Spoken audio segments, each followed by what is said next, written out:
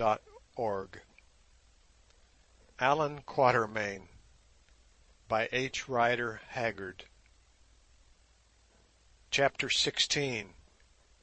Before the Statue. It was night, dead night, and the silence lay on the frowning city like a cloud. Secretly, as evildoers, Sir Henry Curtis, Umslopogaas, and myself threaded our way through the passage towards a by-entrance to the great throne chamber. Once we were met by the fierce rattling challenge of the sentry. I gave the countersign, and the man grounded his spear and let us pass. Also, we were officers of the Queen's bodyguard, and in that capacity had a right to come and go unquestioned. We gained the hall in safety. So empty and so still was it, that even when we had passed, the sound of our footsteps yet echoed up the lofty walls, vibrating faintly and still more faintly against the carven roof, like ghosts of the footsteps of dead men, haunting the place that once they trod. It was an eerie spot, and it oppressed me. The moon was full, and threw great pencils and patches of light through the high windowless openings in the walls that lay pure and beautiful upon the blackness of the marble floor, like white flowers on a coffin. One of these silver arrows fell upon the statue of the sleeping Rademas, and of the angel form bent over him, illuminating it, and a small circle round it, with a soft, clear light, reminding me of that with which Catholics illumine the altars of their cathedrals. Here by the statue we took our stand, and waited.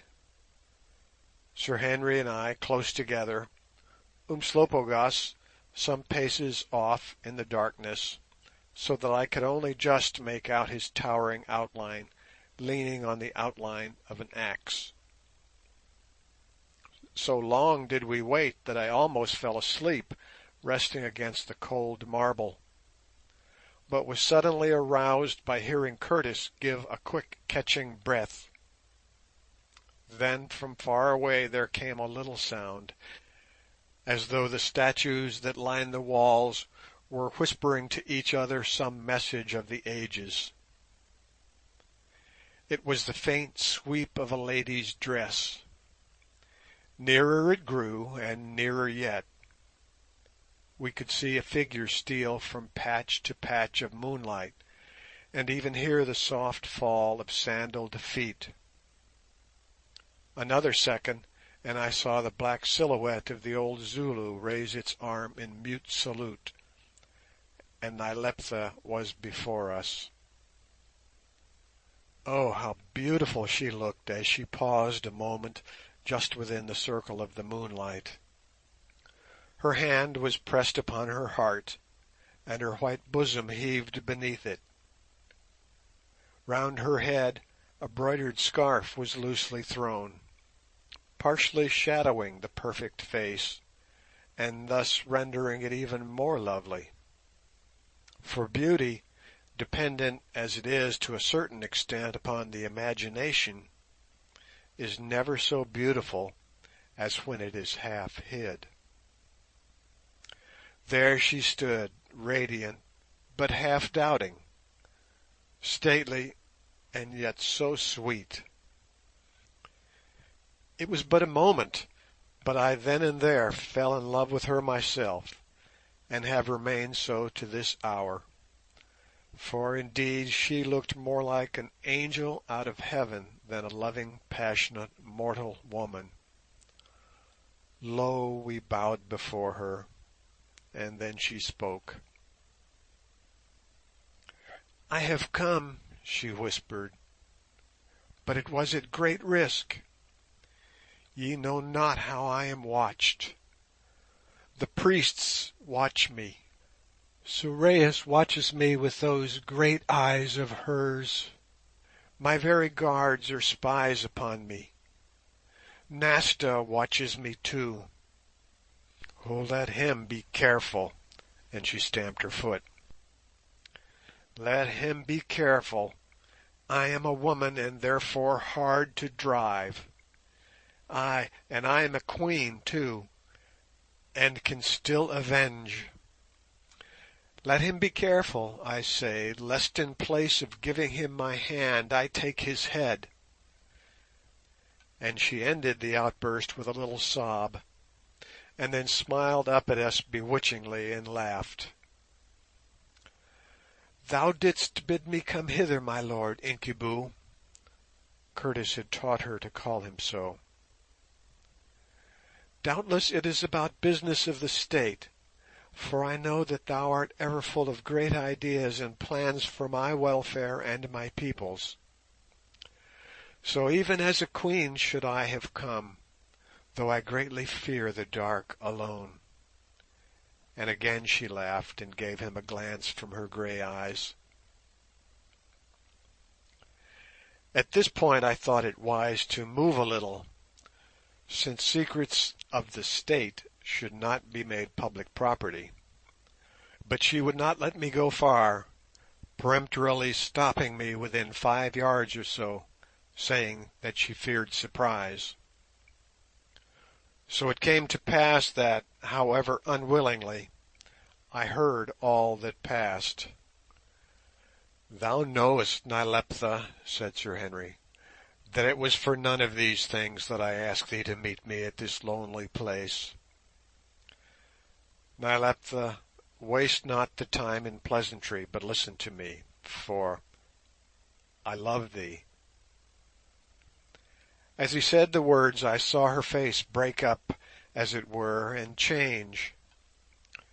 The coquetry went out of it, and in its place there shone a great light of love which seemed to glorify it, and make it like that of the marble angel overhead. I could not help thinking that it must have been a touch of prophetic instinct which made the long-dead Rademas limn in the features of the angel of his inspiring vision so strange a likeness of his own descendant. Sir Henry also must have observed and been struck by the likeness, for catching the look upon Nyleptha's face, he glanced quickly from it to the moonlit statue, and then back again at his beloved. "Thou sayest thou dost love me," she said in a low voice, "and thy voice rings true, but how am I to know that thou dost speak the truth? Though," she went on with proud humility, and in the stately third person which is so largely used by the Zu-Vendi, "I be as nothing in the eyes of my lord," and she curtsied towards him, "who comes from among a wonderful people, to whom my people are but children. Yet here am I, a queen and a leader of men, and if I would go to battle 100,000 spears shall sparkle in my train like stars glimmering down the path of the bent moon. And although my beauty be a little thing in the eyes of my lord," and she lifted her broidered skirt and curtsied again, "yet here among my own people am I held right fair, and ever since I was a woman the great lords of my kingdom have made quarrel concerning me, as though forsooth," she added with a flash of passion, "I were a deer to be pulled down by the hungriest wolf, or a horse to be sold to the highest bidder. Let my lord pardon me if I weary my lord, but it hath pleased my lord to say that he loves me, Nyleptha, a queen of the Zu-Vendi, and therefore would I say that though my love and my hand be not much to my lord, yet to me they are all." "Oh!" she cried, with a sudden and thrilling change of voice, and modifying her dignified mode of address. "Oh, how can I know that thou lovest but me? How can I know that thou wilt not weary of me, and seek thine own place again, leaving me desolate? Who is there to tell me but that thou lovest some other woman, some fair woman unknown to me, but who yet draws breath beneath this same moon that shines on me tonight? Tell me, how am I to know?" And she clasped her hands and stretched them out towards him and looked appealingly into his face. "Nyleptha," answered Sir Henry, adopting the Zu Vendi way of speech, "I have told thee that I love thee. How am I to tell thee how much I love thee? Is there a measure for love? Yet will I try. I say not that I have never looked upon another woman with favour, but this I say, that I love thee with all my life and with all my strength, that I love thee now and shall love thee till I grow cold in death, ay, and as I believe beyond my death, and on for ever. I say that thy voice is music to my ear, and thy touch is water to a thirsty land, that when thou art there the world is beautiful, and when I see thee not it is as though the light was dead. O Nyleptha, I will never leave thee. Here and now, for thy dear sake, I will forget my people and my father's house.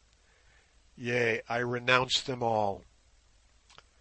By thy side will I live, Nyleptha, and at thy side will I die." He paused and gazed at her earnestly, but she hung her head like a lily and never said a word. "Look," he went on, pointing to the statue on which the moonlight played so brightly. "Thou seest that angel woman who rests her hand upon the forehead of the sleeping man, and thou seest how at her touch his soul flames up and shines out through his flesh, even as a lamp at the touch of the fire. So it is with me and thee, Nyleptha. Thou hast awakened my soul and called it forth, and now, Nyleptha, it is not mine, but thine, and thine only. There is no more for me to say. In thy hands is my life." And he leaned back against the pedestal of the statue, looking very pale, and his eyes shining, but proud and handsome as a god. Slowly, slowly she raised her head and fixed her wonderful eyes, all alight with the greatness of her passion, full upon his face, as though to read his very soul. Then at last she spoke, low indeed, but clearly as a silver bell. "Of a truth, weak woman that I am, I do believe thee. Ill will be the day for thee and for me also if it be my fate to learn that I have believed a lie. And now hearken to me, O man, who hath wandered here from far to steal my heart and make me all thine own. I put my hand upon thy hand, thus, and thus I, whose lips have never kissed before, do kiss thee on the brow, and now by my hand, and by that first and holy kiss, ay, by my people's weal, and by my throne that like enough I shall lose for thee, by the name of my high house, by the sacred stone, and by the eternal majesty of the sun, I swear that for thee will I live and die, and I swear that I will love thee and thee only till death, ay, and beyond, if, as thou sayest, there be a beyond, and that thy will shall be my will, and thy ways my ways. O see, see, my lord, thou knowest not how humble is she who loves. I, who am a queen, I kneel before thee, even at thy feet I do my homage." And the lovely impassioned creature flung herself down on her knees on the cold marble before him. And after that I really do not know, for I could stand it no longer, and cleared off to refresh myself with a little of old Umslopogaas's society, leaving them to settle it their own way, and a very long time they were about it. I found the old warrior leaning on Inkosi-kaas as usual, and surveying the scene in the patch of moonlight with a grim smile of amusement. "Ah, Macumazahn," he said, "I suppose it is because I am getting old, but I don't think that I shall ever learn to understand the ways of you white people. Look there now, I pray thee, they are a pretty pair of doves. But what is all the fuss about, Macumazahn? He wants a wife, and she wants a husband. Then why does he not pay his cows down?" End note. Alluding to the Zulu custom. Allan Quatermain. Like a man, and have done with it. It would save a deal of trouble, and we should have had our night's sleep. But there they go, talk, talk, talk, and kiss, kiss, kiss, like mad things. Ugh! Some 3/4 of an hour afterwards, the pair of doves came strolling towards us, Curtis looking slightly silly, and Nyleptha remarking calmly that the moonlight made very pretty effects on the marble. Then, for she was in a most gracious mood, she took my hand and said that I was her lord's dear friend, and therefore most dear to her. Not a word for my own sake, you see. Next she lifted Umslopogaas's axe and examined it curiously, saying significantly as she did so that he might soon have cause to use it in defence of her. After that she nodded prettily to us all, and casting a tender glance at her lover, glided off into the darkness like a beautiful vision. When we got back to our quarters, which we did without accident, Curtis asked me jocularly what I was thinking about. "I am wondering," I answered, "on what principle it is arranged that some people should find beautiful queens to fall in love with them, while others find nobody at all, or worse than nobody. And I am also wondering how many brave men's lives this night's work will cost."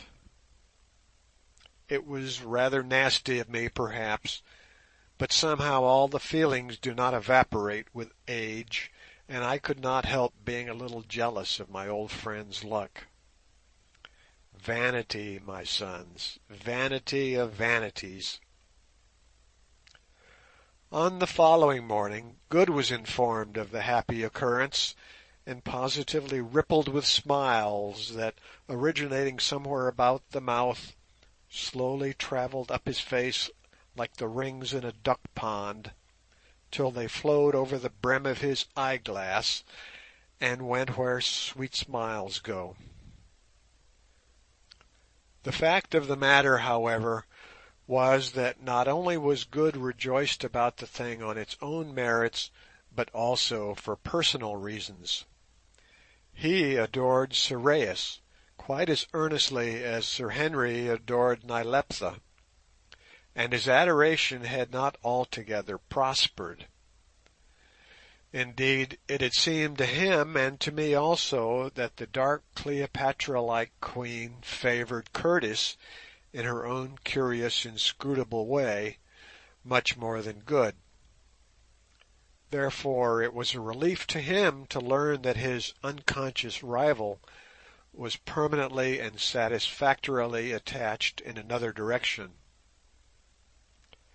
His face fell a little, however, when he was told that the whole thing was to be kept as secret as the dead, above all from Sorais for the present, inasmuch as the political convulsion which would follow such an announcement at the moment would be altogether too great to face, and would very possibly, if prematurely made, shake Nyleptha from her throne. That morning we again attended in the throne hall, and I could not help smiling to myself when I compared the visit to our last, and reflecting that, if walls could speak, they would have strange tales to tell. What actresses women are! There, high upon her golden throne, draped in her blazoned calf or robe of state, sat the fair Nyleptha, and when Sir Henry came in a little late, dressed in the full uniform of an officer of her guard, and humbly bent himself before her, she merely acknowledged his salute with a careless nod, and turned her head coldly aside.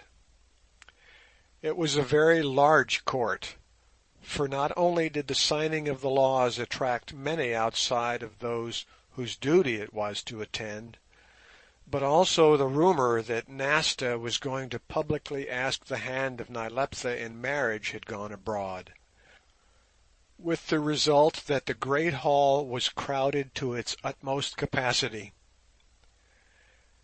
There were our friends the priests in force, headed by Agon, who regarded us with a vindictive eye, and the most imposing band they were, with their long white embroidered robes girt with a golden chain from which hung the fish-like scales. There too were a number of the lords, each with a band of brilliantly attired attendants, and prominent among them was Nasta, stroking his black beard meditatively and looking unusually pleasant. It was a splendid and impressive sight, especially when the officer, after having read out each law, handed them to the Queens to sign, whereon the trumpets blared out and the Queen's guard grounded their spears with a crash in salute. This reading and signing of the laws took a long time, but at length it came to an end, the last one reciting that whereas distinguished strangers, etc., and proceeding to confer on the three of us the rank of lords, together with certain military commands and large estates bestowed by the Queen. When it was read, the trumpets blared and the spears clashed down as usual, but I saw some of the lords turn and whisper to each other, while Nasta ground his teeth. They did not like the favour that was shown to us, which, under all the circumstances, was not perhaps unnatural. Then there came a pause, and Nasta stepped forward, and bowing humbly, though with no humility in his eye, craved a boon at the hands of the Queen Nyleptha. Nyleptha turned a little pale, but bowed graciously, and prayed the well-beloved lord to speak on, whereon in a few straightforward soldier-like words he asked her hand in marriage.